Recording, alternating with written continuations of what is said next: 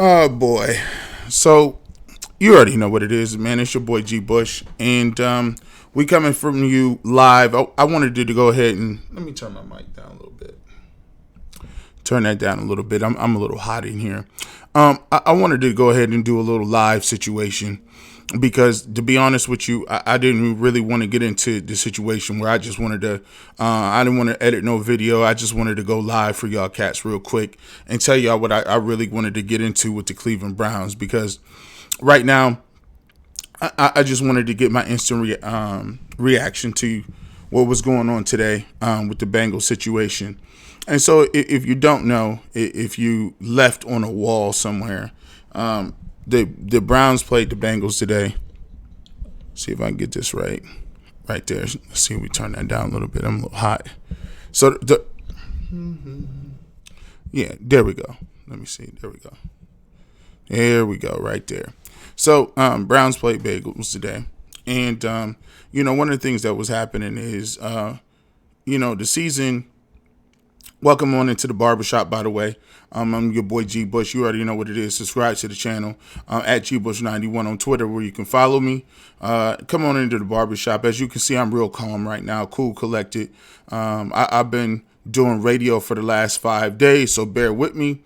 I've been on a lot doing shows like crazy, so my voice is a little wary, and I've been kind of beating up these topics like crazy. So I've already kind of regurgitated a lot of this stuff over and over again. And to be truthful, dealing with the Cleveland Browns can really make you go crazy. So to be honest with y'all, I mean, this is something that most people have been going through for 30 years. I haven't been really surprised by any of this. And the problem, what it is right now, I'm one of the guys who've been on the forefront of this game. I've been trying to, tell y'all what it is with Freddie Kitchens from Jump Street. I've been trying to tell you what it is with Baker Mayfield from Jump Street. I've been trying to tell y'all what it is and where this thing was going. And, me being in the industry, a lot of cats don't pay no attention to me. And, this the crazy thing about it is, there's a lot of people who do YouTube, right? And I'm not knocking on nobody, right? So I'm not knocking anybody who does YouTube videos and people who got videos and people who have channels. And one of the things is I get it. Sometimes, people just want to, have a channel. They want to talk and they want to have their opinion on certain things. But the difference between me and those individuals is 2 to 3 things. First of all, I played football. So my perspective and what I'm saying to y'all, and I'm talking to y'all about something, is a perspective that comes from a person that won 2 state championships in high school, played both ways, right? My perspective is from a guy who played Division I football. My perspective is a guy who had multiple trials for professional teams. My perspective is from a guy who is in his high school Hall of Fame, one of the best high schools in this country. Now, I'm not sitting here to say and poo-pooing people and to tell you like I'm the greatest thing since sliced bread. That ain't got nothing to do with what I'm saying here. What I'm saying to you is I'm trying to build a narrative and I'm trying to show you what I'm saying. I'm trying to show you something, and we're going somewhere with this. So the difference between me and a lot of people is I've played the game. I played it at a high level. So when I'm talking about certain things about the game as to why things are going to go wrong, as to why things happen, and as to why the Browns will not be successful, that ain't an opinion. I'm borderline telling you straight facts. Like it ain't no fandom. There's a lot of fans on YouTube. Like, to be honest with you, there's not no media guys that's just out here doing YouTube videos. Media guys that's in the industry that do radio shows, TV shows, that's doing regular podcasts, that work in the industry, that get paid to do what they do for a living, are not taking time to do the YouTube videos. It's not a knock. It's just saying that it's a different demographic to this thing. You see what I'm saying? Like, this is more along the lines, for some individuals, a hobby. Like, for me and for other people, that's their livelihood. So, we stake a lot of different things on the game, and I'm telling you facts, right? So, I played the game, and I know what it is. B, I've gone to broadcasting school, and I've gone to media school, and I've been working in the industry for 10 years. 10. I know a lot of cats just be thinking like, oh, this dude is just funny. He says slang words, and he got that funny looking panda in his hat. The dude don't know what he's talking about. Like, I've been to broadcasting, radio and television broadcasting school. I got a marketing degree. Once again, I'm trying to go somewhere with this. I'm not just sitting on here. You know me. I would rather laugh and joke and have a good time. But I'm trying to go somewhere with this so you can understand my situation with the Cleveland Browns so we can get somewhere. So I've been to radio and broadcasting school. So, I put my work in with this industry. You see what I'm saying? I put work in. I started off answering phones. I started off interning for a year and a half. So when I'm saying and cultivating certain things, and when I come on here and say certain things, I'm not just saying it just to be funny. I'm not saying it just to be funny and just to, be entertaining. I'm saying this because it has factual backing behind what I'm saying. And third, I've been working. I work for the Cleveland Browns radio network, right? So, I've been there. I go to the Browns practice and training camp. I was there all the time. This year, last year. I do my shows from training camp. I'm there watching the team before practice, after practice. I talk to the players. I interview the players. I'm watching them. So when you telling me certain things and I'm relaying certain things to people, and I'm coming and doing these blogs, and I'm like, yeah, this ain't gonna work. It's not gonna work. Freddie Kitchens is not adjusting to this. He doesn't have anything past his first 10 plays. The route combinations aren't working. Baker Mayfield has regressed because he doesn't have his footwork together. His accuracy is not together. They're not utilizing their playmakers. People will come on here and give an opinion about why they believe, like, just out of thin air, that no, that's not right. I just believe that we have to just, stay the course because we can't just keep changing things, and no disrespect to anybody. No disrespect to what I'm saying, what y'all saying. Everybody got an opinion. But to be honest with you, everybody's opinion ain't built the same.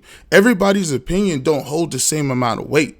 My opinion is never going to hold the same amount of weight as an astronaut if we talking about anything about space travel and aeronautics. I can read a book and say I've read some books about NASA or some rocket ships or any of that stuff, but I'm never going to be able to sit up here in front of anybody and tell them, like, that's an astronaut that's been to chemical engineering school, done it for their whole life, and then turn around and put 10, 15 years, 20 years, 30 years in their career in it. And then just because I got an opinion, I go tell it to them, and then that makes it, like, factual. No, it don't. It just means I'm just saying something. And the engineer, the astronaut is like, dude, it doesn't even make no sense. I shouldn't even argue with you. Like, it does me no good to argue with you because you're actually literally too ignorant to understand the concepts that I'm trying to say. You know just enough information to be dangerous. You know just enough information to make yourself sound really stupid. And that's not a knock towards anybody. But what I'm saying is, when I came on here and told y'all weeks ago that this was going to be what the ending of the season was going to be, I had no shadow of a doubt in my heart of hearts that this was going to be one of the most disastrous seasons. Right when we lost to Denver, people were coming on talking about we got one of the worst schedules, we got one of the easiest schedules at the back end, and we need to all take a deep breath.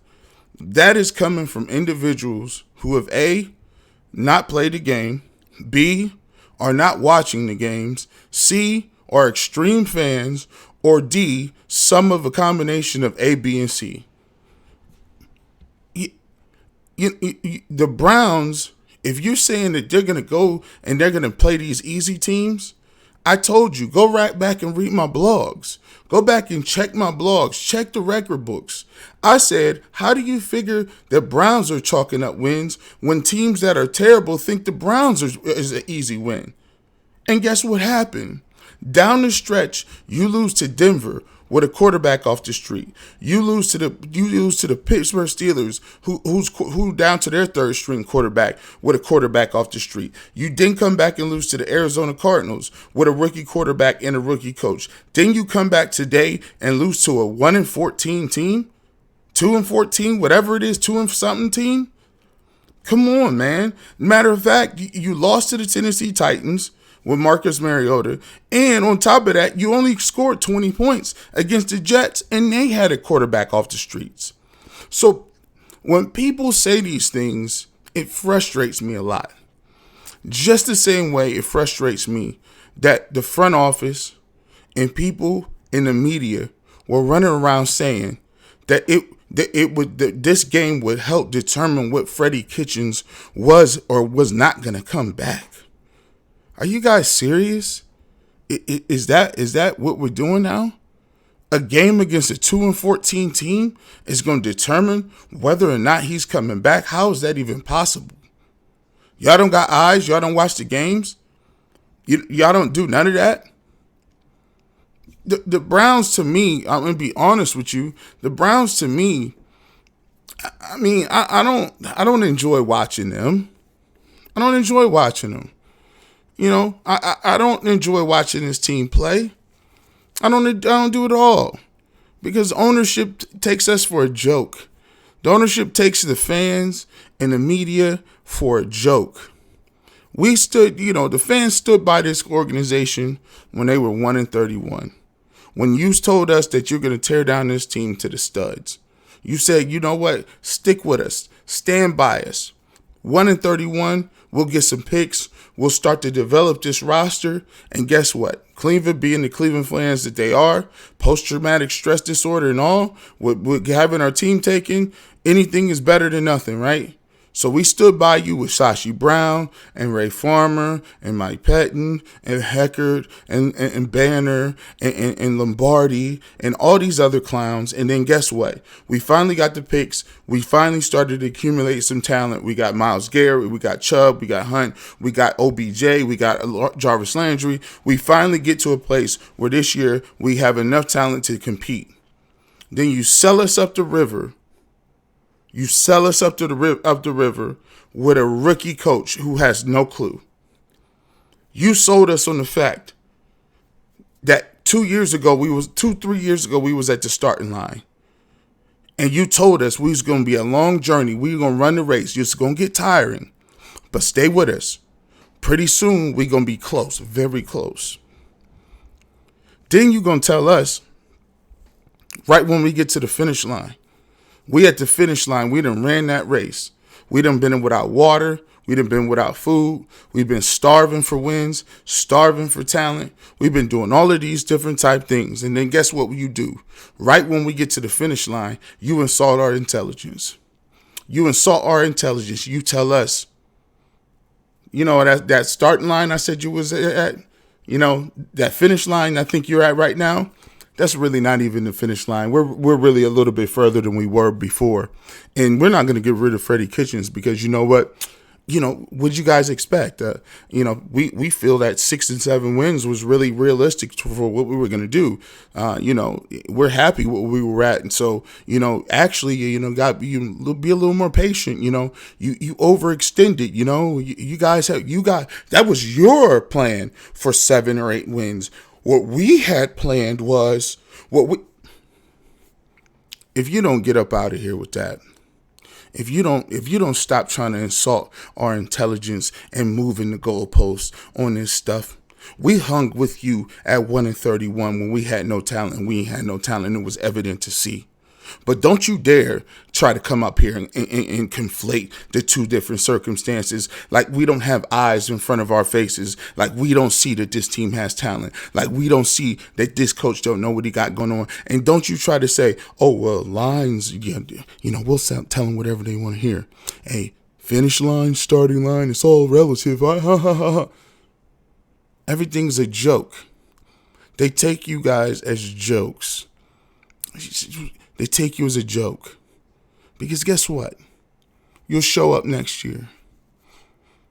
You got people that you work with, people that you live with, people that your family members and friends, and they say 7 wins is better than what we had. And you see what that mentality got you? You see what that mentality full of losers gets you? That losing mentality that people start already talking about how good 7 wins is. You didn't even get 7 wins this year. All that good talk about 7 wins, and I'll be happy if they're 8-8. See, that's what happens. That's why losers get you beat. Losers get your house taken. Losers get you put in detention. Losers get everything wrong happen. I don't want losers around me. I don't want the attitude. I don't want the negativity. I don't want the Eeyores. Woe is me. I don't want them people around me no more. I don't want them supporting the team. I don't want them in my fan base. Listen, please, I don't want you around me, because at the end of the day, what did we get? You said 7 was okay. You got 6. That's the thing about standards. When you aim low, you get lower. See how it works? 7 is good. I think 7 is okay. And you were 7-8-1 last year after a dysfunctional mess. So let me ask you a question. How is it a team with less talent, more dysfunction, with Hugh Jackson, so to speak, and Todd Haley getting fired in the middle of the season, can go 7-8-1, and you've upgraded this team, put more money in it, have more resources in it, the leading rusher in the league, 2,000-yard receivers, and you still at 6-10. Team hasn't been in the playoff for 17 straight years.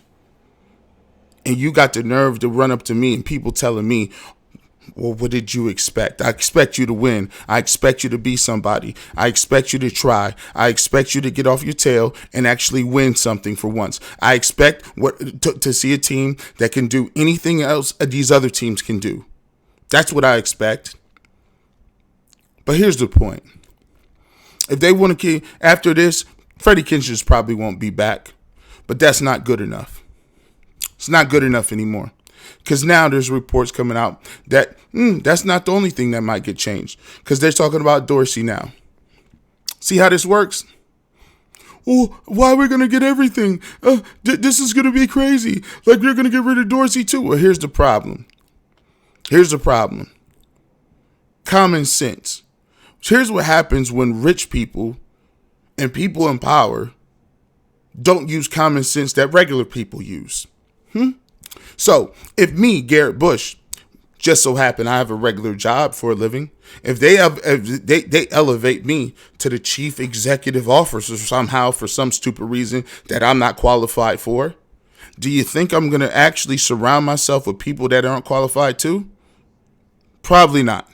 I'm going to surround myself with the most qualified people I can find, not somebody I can just control. Because at the end of the day, me just controlling somebody is only sinking my ship faster. Sure, they might try to stab me in the back. Sure, they might talk behind my back. Sure, they might do some underhanded things. But at the end of the day, what's going to get me fired quicker? Incompetence all around me, including myself, or people that know what they're doing in certain key strategic places? I think incompetence and taking L's. So why would you put a guy that has never won anything, has never even been a coordinator full time? Why would you do that with a team that has a very small window? And by the way, people, stop telling me that. Stop telling me about this team being the youngest in the league. What is this? What are you guys talking about? Nick Chubb is in the prime of his career. Running backs fall off a cliff when they turn 28 or 29. Let me go by one so we can start debunking this stupid stuff. I don't know whether I'm put on this earth to do this kind of stuff or what. Running backs are in the prime of their career when they're young. Stop acting like all of a sudden it's an asset to have a 32-year-old running back or a 30-year-old running back or a 29-year-old running back. No. Youth is not an example. Why do we get to use youth as an example when Patrick Mahomes was an MVP?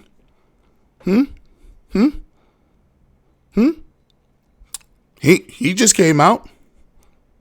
Why we get to use an excuse? Why do we get to use the excuse of youth when in the same draft class, Lamar Jackson will be an MVP this year? Why do we get to use excuses as youthful? Let me know. I'd be happy to break bread with you if you can enlighten me. Maybe you got two young quarterbacks within a couple years of Baker Mayfield. Those two guys have won MVPs and been in the playoffs every single year, elevating their teams every single year. But we get to use we're young. Why? That's called spreading. It's called spreading the blame.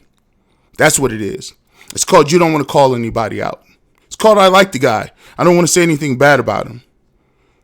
I don't have to say anything bad about him. I let his play do the talking. He played hard today. That's good. But it's about playing smarter, not harder. Let me tell you and give you a nice little example. Maybe you guys don't know this out here. He did an interview, Mr. Baker Mayfield. He did a very nice interview, and I'm going to enlighten the people out there just so I can give you examples. I don't just give you regular stuff. I'm not going to give you stuff where you can say it's just my opinion. I come with facts. I come with supporting details and documentation. If you didn't know, Baker Mayfield gave an interview the other day, and he did an interview say, listen, I take responsibility. I should be working hard. I'm going to be working hard in this off season, and I'm going to be doing some things to get myself together. And they said, well, what kind of steps are you going to take to get better? He says, well, G. Bush, I'm going to be doing some stuff, watching some film. They asked him exactly what are those steps. He says, well, I'm not going to work with a quarterback guru. I'm not going to be working with anybody. Why would I work with anybody? It's dumb. I don't need anybody. I don't need anybody to teach me or tell me about how to run a 3-step drop. They can't teach me anything about that. I can learn that myself by just watching film. Mind you, this is coming from a guy who's 32nd out of every starting quarterback in terms of passer rating, in terms of QBR, in terms of interceptions, in terms of in the pocket. Baker Mayfield in the pocket when the pocket is clean. He has the lowest completion percentage with a clean pocket out of all starting quarterbacks. Not debatable. So that means when everything's going great, nobody's in your face, nothing's around you, he still has the lowest completion percentage. So let me ask you a question. Why are you so arrogant to believe that you can't work with a quarterback coach in the offseason when all of the greats do it? Breeze, Brady, Rodgers, all of the greats work with quarterback coaches in the offseason. But you, my good sir, who's dead last in all the passing statistical categories that matter, you don't need anybody to tell you how you can run a 3-step drop any better. I don't need that. What do I need? Who needs that? I'll go a step further. Talk to John Costco, Pro Football Focus, who breaks down films of the AFC North every single week of Pro Football Focus. We talked specifically about his feet work. We also talked about his drops, about his 5-step, 3-step drops.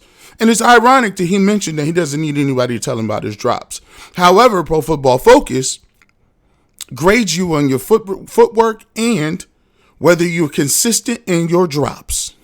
Baker Mayfield routinely on 5-step drops takes 7 to 8-step drops, messing up timing, specifically on routes and deep routes and on play action.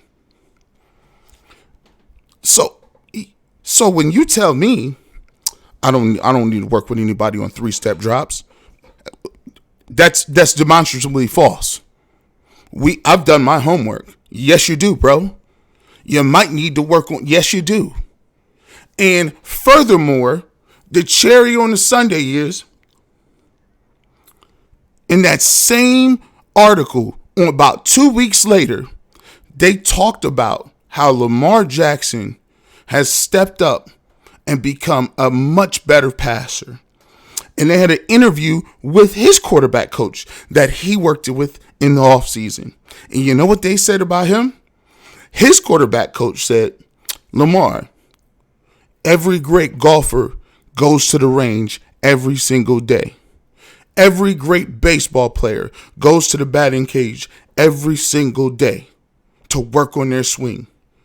Every great quarterback works on their mechanics every single day. And we're going to do that. He worked with Lamar Jackson every single day, repping and repping and repping and repping. And guess where Lamar Jackson is right now? Is he a finished product? No. Is he a person that has the same arm talent as Drew Brees, as same arm talent as a Manning or a Roethlisberger? No, he doesn't have that same arm talent. But one thing you cannot take away from a young man is the fact that he's willing to put that work in.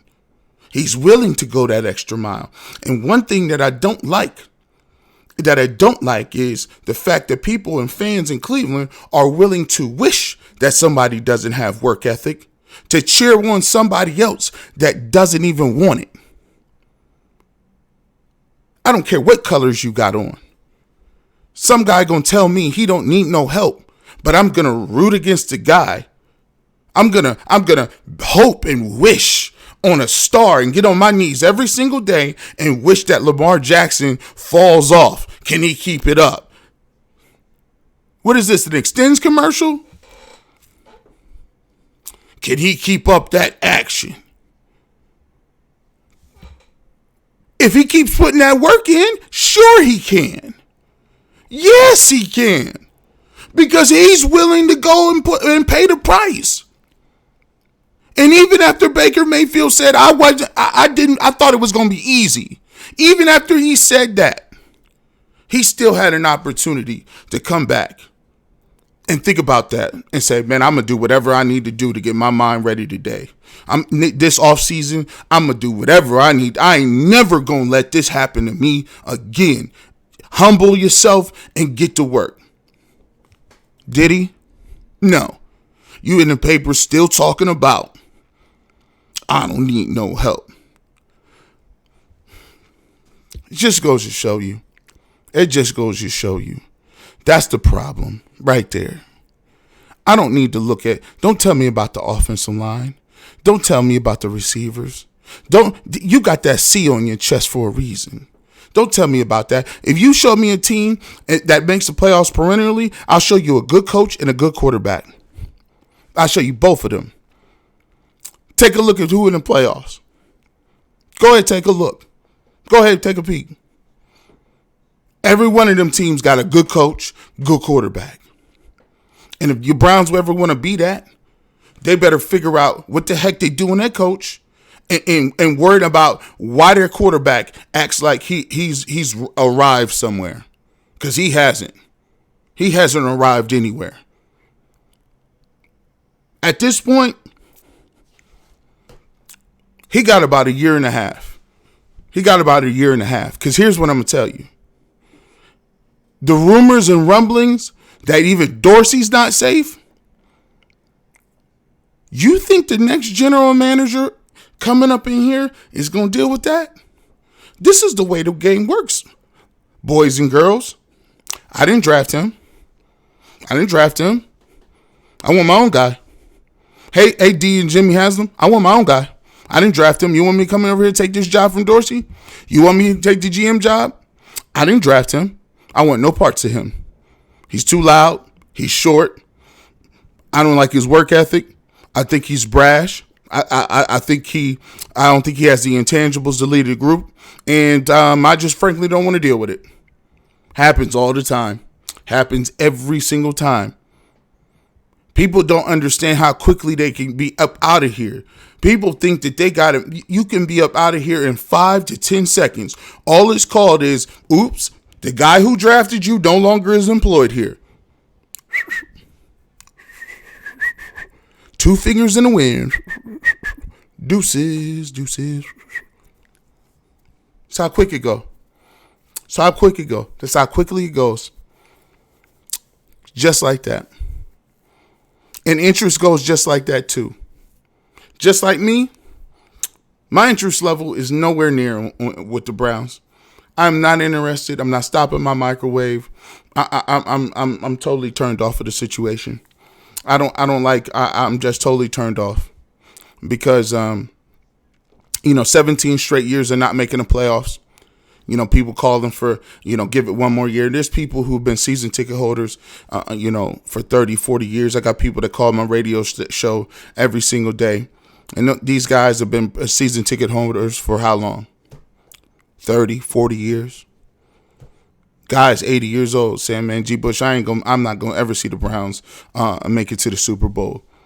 I just hope that my son or my grandchildren get an opportunity. But me, I've given up hope on that. That's so sad. That's some sad stuff, man. I feel for them people because they done sunk that money and time and energy and blood, sweat, and tears into that team. And they've been played over and over again as suckers. You've been played, duped, 3-card money, traveling snake oil salesman. You've been duped. You've been had. You've been had, man. You've been had. All the fans, you've been had. Come on, man. It's demoralizing. It's disheartening. And now we see the Bengals. The Bengals came out here and beat you. And guess what? Let me talk to the Cincinnati Bengals fans real quick. Let me talk to y'all real quick. Shout out to y'all for coming out here and putting that whooping on the Browns. Thank you very much, because you helped get that coach up out of town. Thank you very much. And I was trying to tell a lot of people, because I predicted that you would win the game today, which you did. You came out here and got a dub like I said you would on the radio show and the Browns pregame. I told them that you would get a win. And one of the things that I told them was also, y'all about to be decent next year. You saw what Joe Mixon does. You know what Tyler Boyd can do. They're going to get that tackle back that was injured during camp. You see Geno Atkins got something left. Dunlap got something left. Got a couple corners. The one little young corner got 2 picks today. Plus you're going to get Joe. You're going to get Joe Burrow. Plus you're going to get Joe. Come on, man. AJ Green is back. Come. You telling me about Baker Mayfield? They about to get Joe Burrow. Browns about to have the worst quarterback in the division. If Roethlisberger comes back at 85%, the Browns got the worst quarterback in the division again. Say I'm wrong. Oh, you can't say that, G. Bush. Joe Burrow hasn't played her down. He hasn't played her down. You can't say that. Joe Burrow hasn't played her down. You don't know what he's going to be. Sure I do. Sure I do. How can you say that? People say it all the time. They basically made the choice that Andrew Luck was better than Peyton Manning. You forgot? They do it all the time. Peyton Manning got hurt. He hurt his neck. He was out the whole year. They could have waited. The Colts could have waited till Peyton Manning came back, took that pick, because they got the number 1 pick and got a lineman. But you know what they did? They said, Peyton, we'll throw you a nice little ceremony, but we're drafting Andrew Luck because we think he's better than you right now. Kick rocks. And Peyton Manning went on to go win a Super Bowl after that. So if you don't think people in the league assess whether or not there's a quarterback in college that they feel is better than the person they got on the roster right now, Happens all the time. I argue right now that Andy Dalton is comparable to Baker Mayfield. While we tripping, come on, man, the dude's throwing 3-4 picks, man. I mean, he play hard, but so what? Everybody play hard. That's a prerequisite. It's like saying my kid does terrible on tests, but he turns his homework in. That's a prerequisite. You got to turn your homework in. Like, come on now. They're going to get Joe Burrow, and now you back to dealing with these three-headed monsters out here, man. Y'all better wake up. Y'all better wake up in a hurry. Wake up in a hurry. But as far as me, I'm not talking about no Brown stuff. Wake me up when they get rid of this scrap. Wilkes, peace out. All the special teams dudes, get up out of here. I don't want no leftovers. Call it Thanksgiving on day 3. I don't want no leftovers. Get them all up out of here. Bye. Get them uniforms up out of here. I don't want to see them jerseys no more either. Like, I'm tired of all of it, man. It's just, I just need a vacation, a 2-week hiatus. Don't start amping up this draft. Don't start talking. Listen, don't start telling me about this silver lining 2 or 3 weeks from now. Don't try to hype it up like it wasn't as bad as we thought. Don't start being like, oh, well, we got, this guy played well, and by February, we got a team full of all pros that y'all thought we had because you're going to start spending stuff that, no, sorry, it's not going to work for me. Not going to work for me. And every time I turn the radio on, my goal is to be like, no, I won't forget that this year was terrible. I won't let you spin it. And I won't let people forget that this team was a miserable disaster and you played us and you duped us and you tried to act like that we was, we knew in the building that we weren't going to be that good. Get up out of here. I'm tired of talking, by the way. I'm going over here to do something else, man. I'm going to do some jumping jacks, push-ups, or I'm going to go clean some dishes, or probably wash out my bathtub, probably go rake some leaves, or build a sandcastle. They be like, what does that mean? I got to put it in subtitles. That's all things that I don't want to do, and I would rather do at this point than talk more about the Browns. As always, subscribe to the channel, hit the like button. Peace out. It's the Barbershop.